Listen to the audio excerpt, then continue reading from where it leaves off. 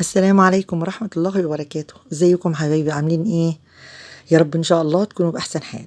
النهاردة ان شاء الله هنعمل مع بعض وصفة سهلة وكلها في حاجة واحدة، مش هنوسخ مواعين كتير ولا اي حاجة. عندنا مقاديرنا حاجة بسيطة جدا. عندنا بصلاية مقطعة متوسط كده، عندنا شوية كلاوي او كبدة او بانيه مقطع حتت صغيرة، او لحمة مفرومة زي ما انت عايزة، شوية فلفل الوان وقرن فلفل اخضر، شوية صلصة طماطم وضربينها في الخلاط، ضرب ناعم. وهنبدأ، يلا بسم الله. عندي دلوقتي صينية على النار، هحط فيها شوية زيت ذرة على معلقة زبدة. حابة تحطي سمنة بلدي براحتك، حابة تحطي زيت بس براحتك زي ما تحبي. هنسيحها ونحط عليها البصلة المفرومة ونشوحها. الوصفة دي جميلة وسريعة وسهلة، وممكن وانتي قاعدة كده في 10 دقايق هتكوني جهزتيها للولاد ياكلوها بسرعة سخنة. في العشاء ما عندكيش حاجة، عندك أكل ومش عاجب الولاد، هتقومي تعمليها. في الغدا بسرعة، زي ما بدل ما بتقومي تعملي شوية بطاطس محمرة وشوية فلافل وفول، هتعمليها. يعني تغيير وسريعة وفي معون واحد، مش هنوسخ أي حاجة. أنا كده السمنة والزبدة ساحوا، هحط عليهم البصلة أنا مقطعاها متوسط، وهشوحها كده لغاية ما البصلة تدبل كده ويبقى لونها ذهبي فاتح.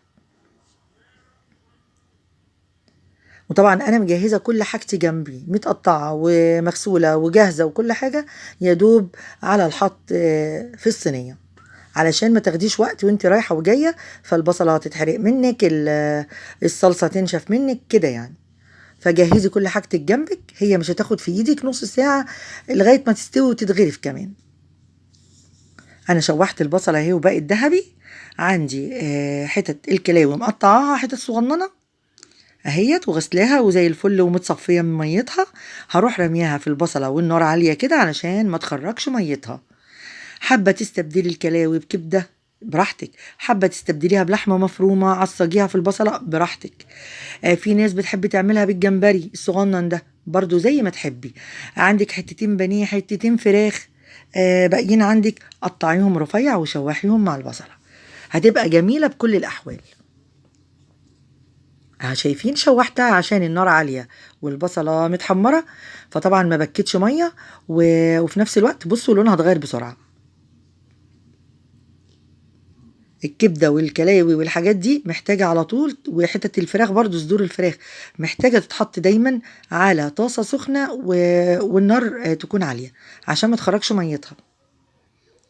أول ما هلاقي لونها اتغير كده شوية، خلاص كده تمام، ودخلت يعني تعتبر ما بقتش اللون الني خلاص اهيت كده، جميلة جدا جدا. هضيف عليها صلصة الطماطم، انا ضربها في الخلاط ومنعماها.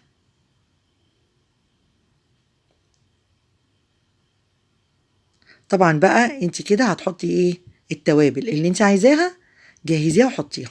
انا بحط شوية زعتر، شوية ريحان، شوية فلفل اسود، ملح طبعا.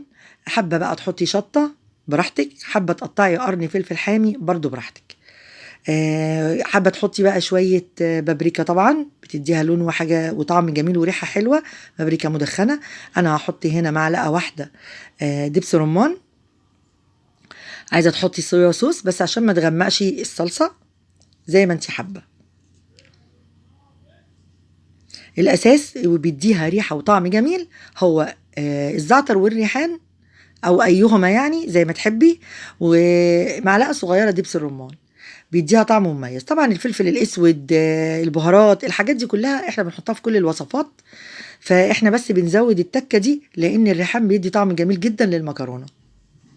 هسيبها بقى تغلي وزودتها ميه، وهسيبها تغلي قبل ما احط المكرونه. طبعا الغلوتين دول انا هسيبهم لان طبعا الكلاوي بتحتاج سوا شويه. يمكن دي لو قطع بانيه مقطعاها شرايح كده زي الشاورما، او قطع بانيه صدور فراخ مقطعاها صغير، مش هتاخد سوا جامد زي الكلاوي. فانتي بقى طبعا دماغك ما شاء الله، تعرفي تقدري كل اللي انت حطاه ايه وايه اللي بياخد سوا اكتر من التاني. لكن طبعا الكلاوي عايزه تستوي سنه، فانا هسيبها تغلي في الصلصه والميه شويه قبل ما اسقط المكرونه.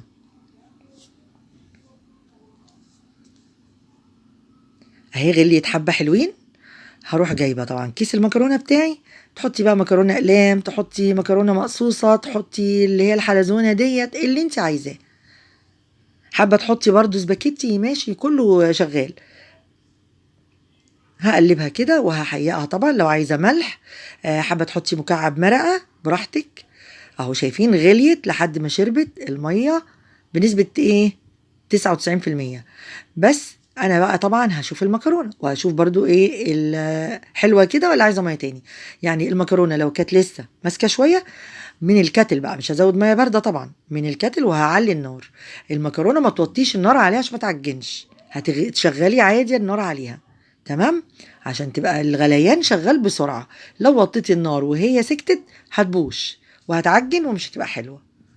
شايفه النار عاليه اهي. طبعا انت في المرحله دي زودتي شويه الميه، فانت بيتهيألك ان الصلصه خفيفه والمكرونه بيضه. لا مش خفيفه ولا حاجه. انت حابه تحطي، انا طبعا حاطه معلقه صلصه مع الطماطم عشان تديها لون حلو وشويه بابريكا. انت حابه دلوقتي تديها نص معلقه صلصه كمان، خير. حابه تصبري عليها اما هتشرب الميه هتلاقي الطماطم واللون بان فيها. يعني ما تتغشيش في منظرها دلوقتي وانت مزوداها الميه. انا كده ظبطت الملح، كانت عايزه شويه ملح، وطبعا حاطه لها مكعب مرقه، فلازم تبقي عامله حسابك عليه.